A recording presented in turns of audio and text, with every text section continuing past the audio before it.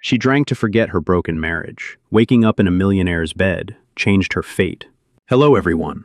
Before we begin today's story, I have a small favor to ask. Please hit subscribe and turn on the notification bell so you never miss our channel's new videos. It is quick, free, and the best way to support us in bringing you more dramatic stories like this one.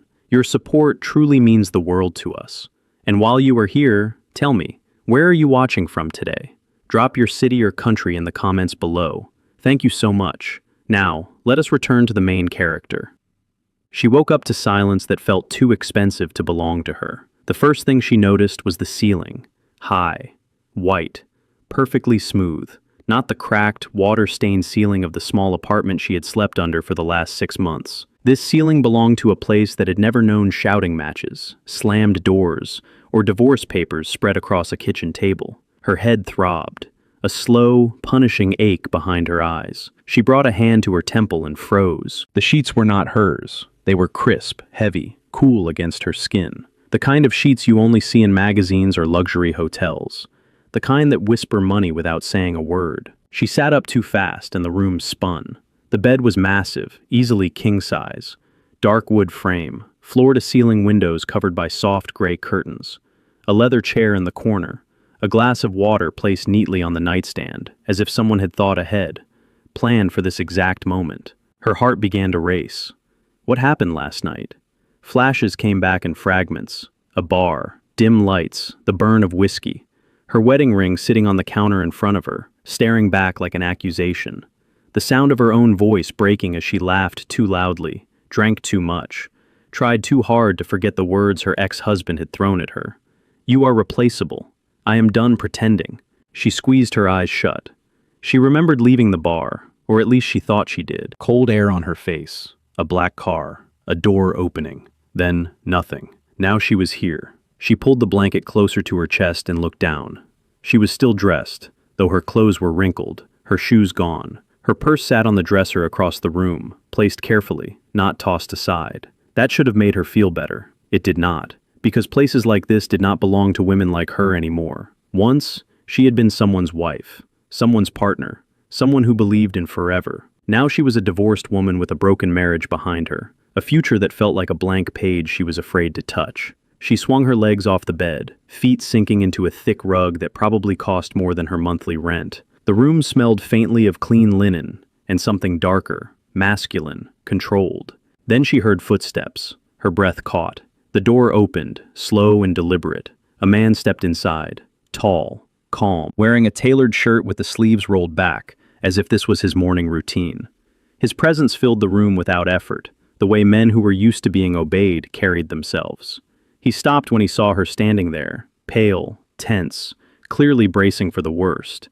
There was no panic in his eyes, no surprise, just measured focus. "You are awake," he said evenly. Her mouth went dry. "Where am I?" "My house," he replied. "You are safe." That word landed strangely. Safe. She wrapped her arms around herself. "Did we?" "No," he said immediately, cutting the question off before it could finish. Nothing happened. She searched his face for mockery or impatience, and found neither. "You drank too much," he continued. "You were not in a condition to make any decisions. I had my driver bring you here so you would not be alone." She let out a breath she did not realize she was holding, but confusion rushed in behind it. "Why?" she asked quietly. He studied her for a moment, as if weighing how much truth to offer a stranger who had stumbled into his life by accident. "Because you looked like someone who had already lost enough," he said. Silence stretched between them. Then he added, "There is something we need to discuss." And in that moment, standing barefoot in a millionaire's bedroom, she had no idea that the night she drank to forget her broken marriage was about to change her fate forever. She did not sit back down. She stayed where she was, standing at the edge of the bed, her fingers curled tightly into the blanket, as if letting go might make everything collapse. "I need to leave," she said. Her voice surprised her. It was steadier than she felt. The man did not argue. He nodded once, as if he had expected those words all along. "You can," he replied. "But before you do, you should know why you are here." She looked at him again, really looked this time. He was not dressed like a man who had just woken up. His shirt was crisp, his hair was neat. There was a control about him that made the room feel even more foreign, even more distant from the chaos of her life. "I do not owe you anything," she said quickly, a defensive edge slipping in. "I did not plan this. I did not come here for money or favors." "I know," he said calmly.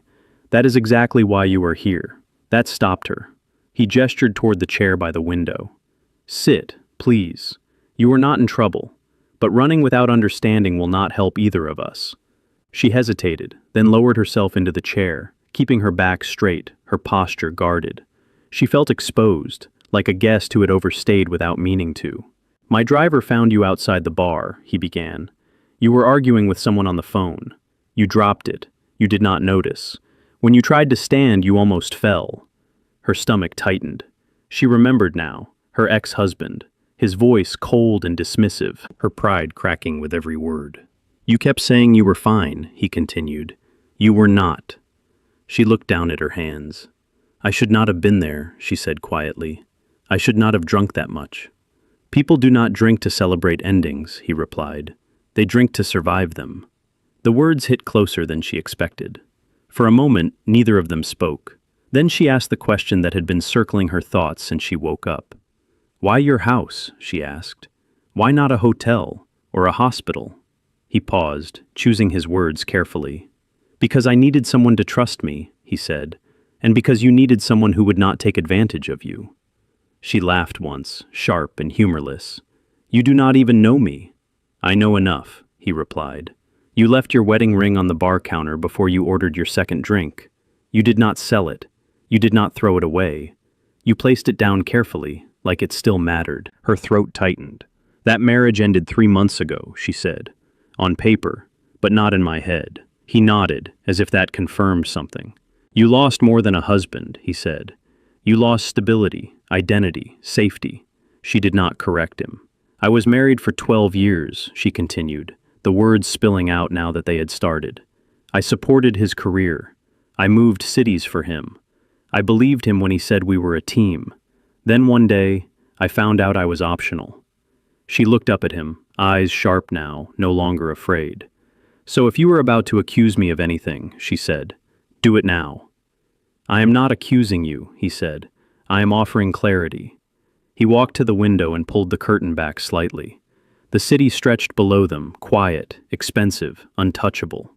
"My life is complicated," he said. "Public, controlled. Every decision is watched, especially the ones involving marriage." She frowned. "What does that have to do with me?" He turned back to her. "Last night was not a mistake," he said. "It was an interruption." She stared at him, unsure she had heard correctly. "There is a situation I cannot solve alone," he continued, "and you are someone no one planned for. That makes you valuable." Her chest tightened, instinctively bracing. "I am not for sale," she said. He met her gaze evenly. "Neither am I." He reached into his pocket and placed something on the table between them. A business card. Heavy stock, minimal design. She did not pick it up yet. "This is not about last night," he said. "It is about what comes next, for both of us." And as she looked at the card, sitting between her broken past and an impossible present, she realized leaving might be the easiest choice. Staying might change everything. She finally picked up the card. The weight of it surprised her. Thick paper, clean edges, only a name, a title, and a company embossed in simple black letters. No slogans, no decoration. The kind of card that did not need to impress anyone because it already commanded attention. She read it once, then again. Her fingers tightened around it. "So this is who you are," she said quietly. "Yes," he replied, "and it is also why I cannot afford mistakes." She let out a slow breath and set the card back down on the table, careful, deliberate, the same way she had placed her wedding ring on the bar counter the night before. "You said you were offering clarity," she said. "So be clear." He did not hesitate. "I need a wife," he said. The words landed heavy in the room. She stared at him, waiting for the rest. A joke, a correction, something that would make it less absurd. None came. "A legal one," he continued, "public, convincing, temporary." Her first reaction was laughter, not amusement, but disbelief. A short sound that broke off too quickly. "You have got to be kidding," she said. "You barely know my name." I know enough, he replied calmly. And I do not need romance. I need stability. She stood up again, the chair scraping softly against the floor. You bring a woman home after she drinks too much, then tell her you need a wife, she said. Do you hear how that sounds? I am not asking because of last night, he said. I am asking because of what happens next week. He moved to the table and opened a thin folder she had not noticed before. Inside were neatly arranged documents, typed, highlighted, prepared long before she had ever stepped into his life. My board expects an announcement, he said. My family expects certainty, and the markets respond to perception. She crossed her arms. So this is business? Yes, he said, entirely. That word should have made her feel safer. Instead, it made her chest tighten. And why me? She asked. Why not someone from your world? Someone polished. Someone who knows how to play this game. Because they would be playing me, he said without hesitation, and you would not. She shook her head. You do not know that. I do, he said. Because you did not ask for anything when you woke up. You did not demand money. You did not threaten a story. You wanted to leave. She looked away. I need someone who does not want this, he continued. Someone who has already lost faith in marriage. Someone who will follow rules. She laughed again, bitter this time. You picked the wrong woman if you think divorce makes people obedient. A faint smile touched his lips, then disappeared. That is exactly why I picked you, he said. She walked toward the window, needing distance, needing air. Below them, the city moved like nothing had happened. Cars flowed, people hurried, lives continued uninterrupted. And what do I get out of this? She asked without turning around. He did not answer immediately. You get security, he said finally. A home, financial independence, no more scrambling, no more starting over from nothing. Her throat tightened. And when it ends? She asked. Because you said temporary. There will be a contract, he replied. Clear terms, a fixed timeline, an exit that protects you. She turned back to face him. No love, she said. None, he agreed. No jealousy. None. No interference in each other's private lives. Yes. No children, she added sharply. He met her gaze. Agreed. Silence filled the space between them, thick with everything unsaid. She looked at the folder again, at the clean lines, the order, the promise of control. After a broken marriage, control was tempting. This is insane, she said softly. Yes, he replied, but it is also honest.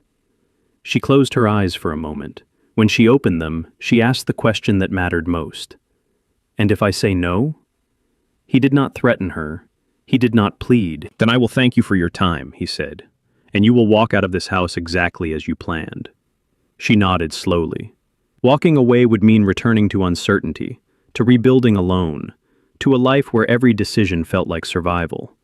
Staying would mean entering a contract that promised safety but demanded distance from her heart. She looked at him, then at the folder, then at her own trembling hands. For the first time since her marriage ended, she was not being chosen or discarded. She was being asked, and that changed everything. She did not answer right away. The silence stretched, not awkward but heavy, like a door that once closed could not be opened the same way again. Finally, she nodded. Show me the contract, she said. He did not look relieved. He did not smile. He simply reached for the folder and slid it across the table, treating the moment with the same seriousness he had given every word so far. This is not a trap, he said. You will have time to read everything. Nothing is hidden. She pulled the folder closer and opened it. The pages were precise, clean, every line measured. This was not a document written in a rush or out of desperation. This was something prepared by people who planned for every outcome, every risk. She read slowly. Term of marriage, fixed duration. Public appearances required, specified in advance. Private boundaries, clearly defined. Financial compensation, outlined, generous, almost uncomfortable to look at. Confidentiality, absolute. She swallowed. This is more detailed than my first marriage, she said quietly. That one was built on trust, he replied. This one is built on clarity. She looked up at him. And if one of us breaks the rules, there are consequences, he said, for both sides. She turned the page. No shared bedroom, she read aloud. Separate wings, separate lives. Yes, he said. No emotional obligation. Yes. No expectation of permanence. Yes. The word permanence lingered in the air. She closed the folder for a moment, pressing her palm flat against it, as if grounding herself. I need to ask you something, she said. Ask. If this is so clean, she continued, why does it feel dangerous? He did not answer immediately. Because pretending is easy, he said finally. Convincing others is harder. Convincing yourself is hardest. She nodded slowly. And your family? She asked. They will know this is fake. They will believe what I present to them, he said. They always do. She studied his face, searching for arrogance, for cruelty. She found neither.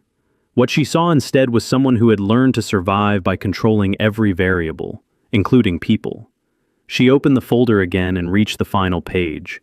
Signature lines waited at the bottom, his name already printed, hers blank. I want one change, she said. He raised an eyebrow slightly. Go on. If this is a contract, she said, then my dignity is not negotiable. I will not be humiliated, not in public, not in private. You will not be, he said without hesitation. And if someone questions me, she added, you answer, not me. That is acceptable, he replied. She exhaled slowly. One more thing, she said. When this ends, I leave with my independence intact. No conditions, no favors owed. You will, he said. You have my word, and my signature. She looked at the pen resting beside the folder. Her marriage had ended with silence, with unanswered questions, with a door closing while she stood on the wrong side. This time, she knew exactly what she was stepping into. She picked up the pen. Her hand trembled slightly as she wrote her name, each letter deliberate, each stroke final. When she finished, she placed the pen down. He signed immediately, his movements confident, practiced. Then he closed the folder. It is done, he said. She sat back, her heart pounding, waiting for something to shift, to collapse, to feel different. Nothing did. You will move in today, he continued. Your things will be transferred. My legal team will handle the rest. She nodded.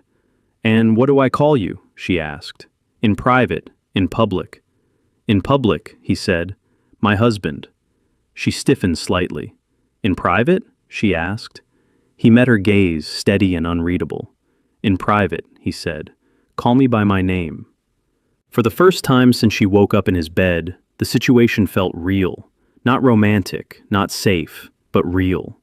And as she stood there, newly bound by ink and agreement, she understood one thing clearly. She had not fallen into this man's life by accident. She had stepped into it by choice. And choices, unlike mistakes, could not be undone. The transformation did not happen all at once. It began quietly. By the afternoon, a team arrived, polite, efficient, silent in the way people were silent around power. Topic. Boxes were labeled. Instructions were followed without questions. Her small apartment was packed with care that felt almost ironic, considering how carelessly her life had unraveled there. She stood in the doorway one last time, keys heavy in her palm. Nothing in that space belonged to her future anymore. When she returned to the house, it no longer felt like the place she had woken up in that morning. It felt like a stage being prepared. A woman introduced herself as his assistant and handed her a schedule. Meetings, appearances, dinners, all neatly spaced, all carefully controlled. You will have a stylist, the assistant said, a media consultant. Everything will be explained. She nodded, absorbing it all without comment. By evening, she stood in front of a mirror she did not recognize herself in. The dress was elegant, but restrained. No excess, no attempt to impress. Her hair was styled simply, her makeup clean and minimal. She looked composed, expensive, untouchable. She did not look like a woman who had cried over divorce papers 3 months ago. He appeared in the doorway, watching quietly. You look appropriate, he said. Appropriate, she repeated. That is comforting. It is safer, he replied. Their first appearance together was not a gala or a party. It was a private dinner with 2 board members and their spouses. Low risk, controlled environment. As they entered the restaurant, he placed a hand at the small of her back, light but deliberate. The gesture surprised her. She stiffened slightly. For them, he said under his breath, not for us. She nodded and relaxed her shoulders. At the table, Conversation flowed around markets and mergers. She listened more than she spoke, answering when addressed, never interrupting, never shrinking. When one of the women smiled at her and asked how they had met, she felt a familiar twist of panic. He answered smoothly. "At a time when we both needed clarity," he said. She met his gaze and smiled. It was not affection, it was alignment. Later, as they walked back to the car, she released a breath she had been holding all evening. "You handled that well," he said. "I survived," she replied. "That is different." Over the next days, the routine settled in. Mornings apart, separate wings, separate lives, public events together. Her arm looped through his, her smile measured, her words precise. She learned quickly. She learned when to speak and when silence carried more weight. She learned how to stand beside him without leaning, how to match his pace without chasing it.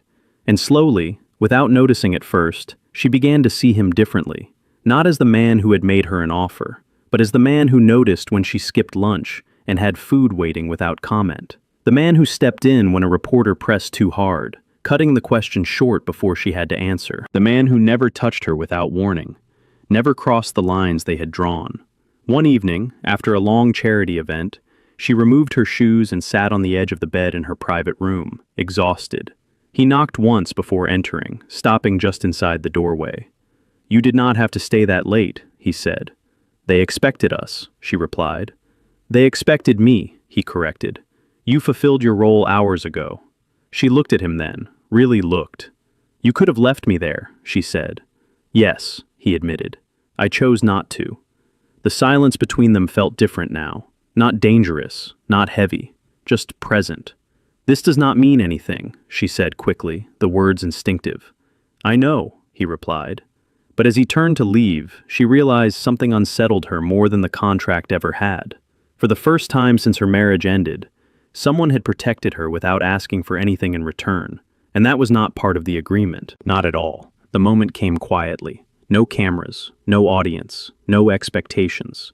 It was late, well past midnight, and the house had settled into its usual stillness. The kind of silence that only existed in places designed to hold power, not noise. She stood on the balcony outside her room, wrapped in a thin robe, the city lights stretching endlessly below. From up here, everything looked distant, manageable, almost harmless.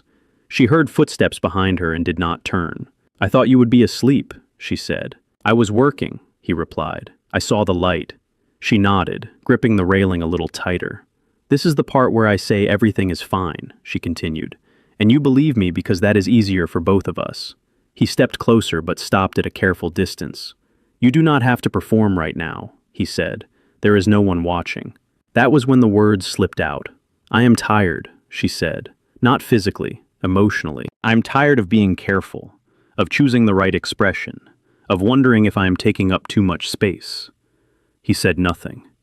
"I spent 12 years shrinking myself," she continued. "I thought if I became easier to love, I would be loved longer." Her voice stayed calm, but her hands trembled. "When my marriage ended," she said, "everyone asked what went wrong. No one asked how long I had been disappearing." She finally turned to face him. "And now I am here," she said, "in a perfect house, in a perfect arrangement.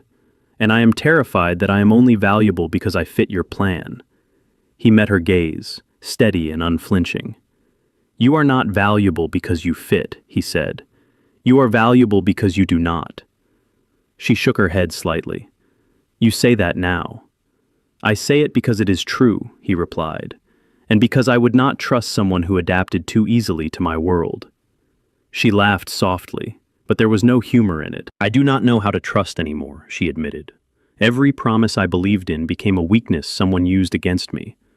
Silence filled the space between them again, but this time it was different, softer, less guarded.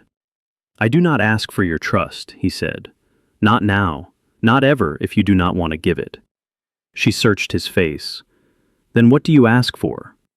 "Honesty," he replied, "and time." She exhaled slowly. "I am afraid," she said, "of needing something, of wanting more than this contract allows." He nodded once. "So am I." That surprised her. "I built my life around control," he continued, "because control keeps disappointment predictable. Love does not. She studied him, seeing past the tailored suits and measured words.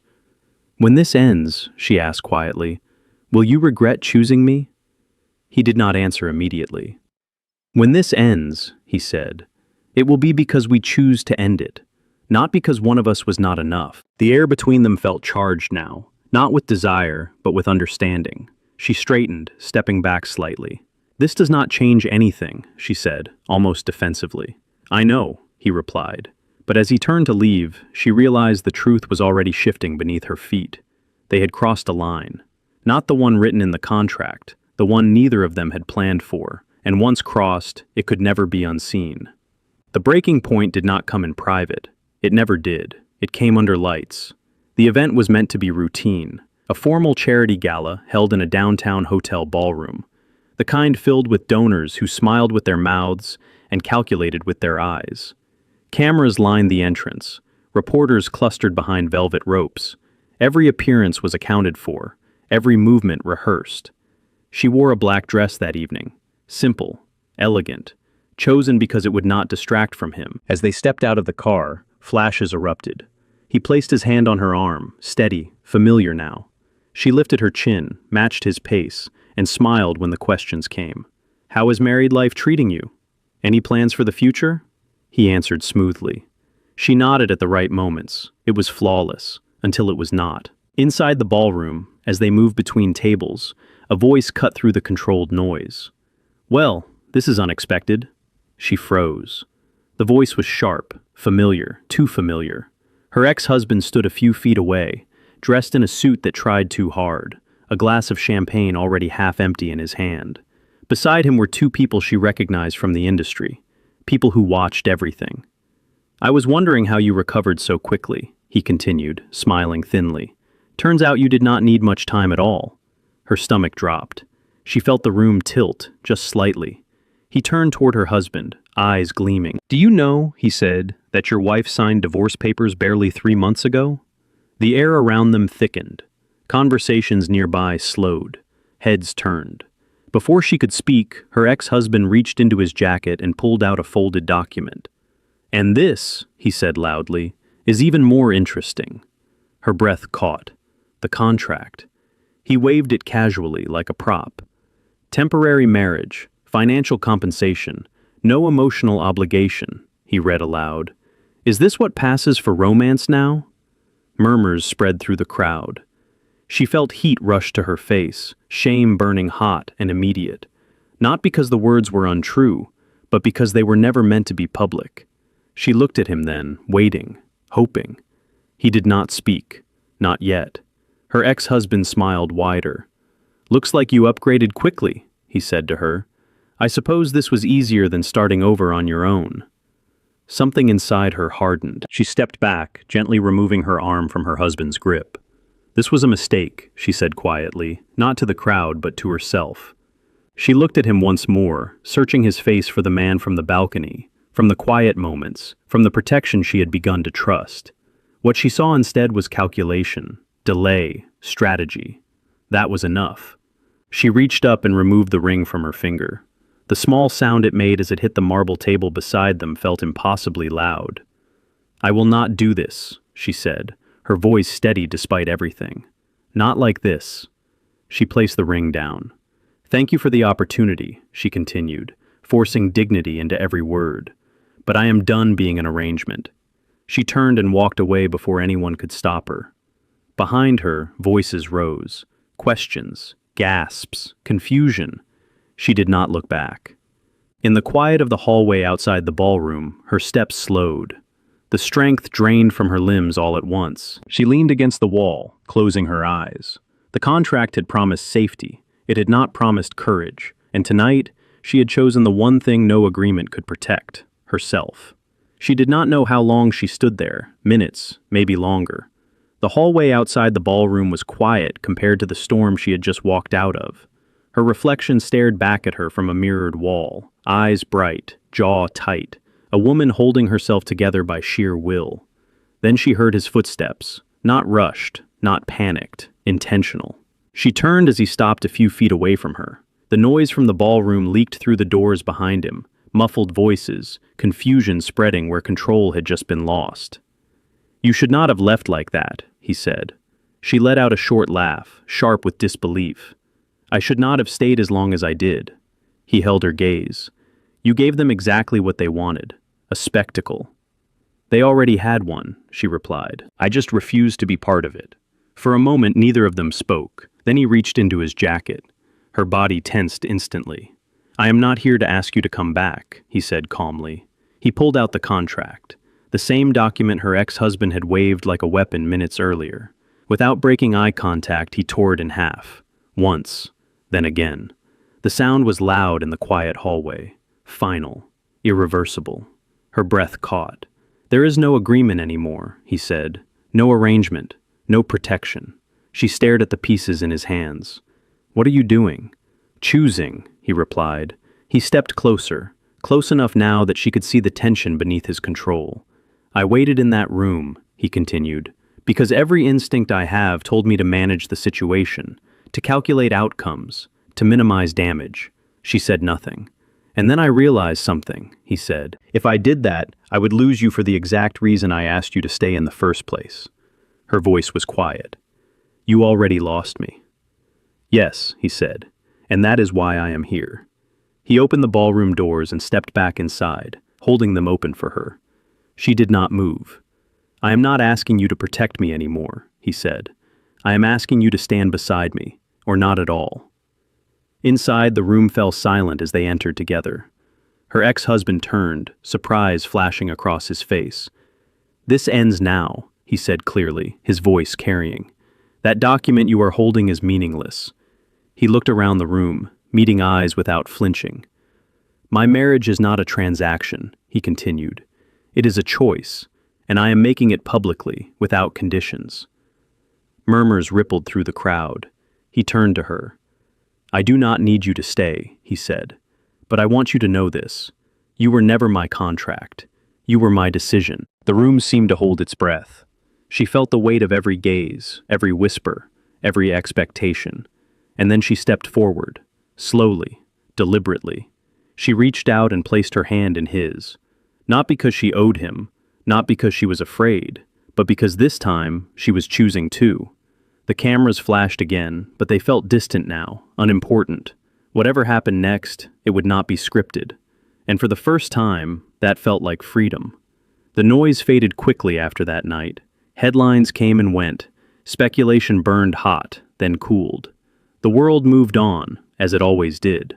Inside the house, life changed in quieter ways. There were no more schedules handed to her, no assistants hovering outside doors, no rehearsed smiles. The contract that had once defined every interaction was gone, reduced to memory and torn paper. They moved carefully now, not apart, but not rushed. One evening, weeks later, she found him in the kitchen, sleeves rolled up, standing at the counter with 2 plates. No staff, no audience. "You do not have to do that," she said. "I want to," he replied simply. They ate together in silence, comfortable, unguarded. It was not romantic in the way movies promised. It was better. It was real. Later, they walked through the house, past rooms that had once felt like boundaries. The doors were open now, not because they had to be, but because neither of them felt the need to close them. She stopped near the window where everything had begun. "I almost left that night," she said softly. "After the gala, I was ready to disappear again." He nodded. "I know. And you would have let me," she added. "Yes," he said, "because this only works if you stay by choice." She turned to face him fully. "My marriage taught me how to endure," she said, "but it never taught me how to choose myself." He listened without interrupting. "With you," she continued, "I am not pretending to be brave. I am just not afraid anymore." He reached into his pocket. There was no crowd, no cameras, no speeches prepared. He held out a ring, not the one from the contract. This one was simple, honest. "I am not asking you to save me," he said, "and I am not offering you protection. I am asking you to walk beside me, as my wife, not on paper, not for show." She felt tears rise, but they did not fall. "This time," she said quietly, "there are no rules?" "No rules," he agreed. "Only choice." She slipped the ring onto her finger herself. "Yes," she said. Their wedding was small, no press, no spectacle. A handful of people, soft light, laughter that came easily. As she stood there, looking at him, she thought about the woman she had been the night she drank to forget her broken marriage. Lost, exhausted, certain that love was something she had already failed at. She had been wrong. Love had not failed her. She had simply not been choosing it for herself.